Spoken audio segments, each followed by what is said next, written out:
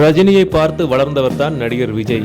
விஜயின் அப்பா எஸ் சந்திரசேகர் ரஜினியை வைத்து நான் சிவப்பு மனிதன் படம் எடுத்த போது விஜய் பள்ளிக்கு போகும் சிறுவனாக இருந்தார். அந்த படப்பிடிப்பில் அவர் ரஜினியுடன் எடுத்துக்கொண்ட புகைப்படம் இப்போதும் கூகுளில் இருக்கிறது. ரஜினிகாந்தின் தீவிர ரசிகராகவே வளர்ந்தவர் தான் விஜய். ரஜினி பட போஸ்டரையொட்டி அதன் முன் விஜய் பாடுவது போலவும் காட்சிகள் எடுக்கப்பட்டது. ஆனால் ஒரு கட்டத்தில் விஜய் வளர்ந்த பின் தனது படங்களில் ரஜினி ரெஃபரன்ஸ் வைப்பதை நிறுத்தி கொண்டார். அதே நேரம் தனது நண்பர்களுடனும் இயக்குநர்களுடனும் ரஜினி பற்றி பேசும்போது தலைவர் என்று குறிப்பிடுவார் விஜய். நடிகர் ரஜினி சினிமாவிற்கு நடிக்க வந்து 50 வருடங்கள் ஆகிவிட்டது. எனவே கடந்த 13ஆம் தேதி ரஜினிக்கு திரையுலகினரும் பல அரசியல் பிரபலங்களும் அவருக்கு வாழ்த்து சொன்னார்கள். ஆனால் நடிகர் விஜய் இதுவரை ரஜினிக்கு எந்த வாழ்த்தும் சொல்லவில்லை.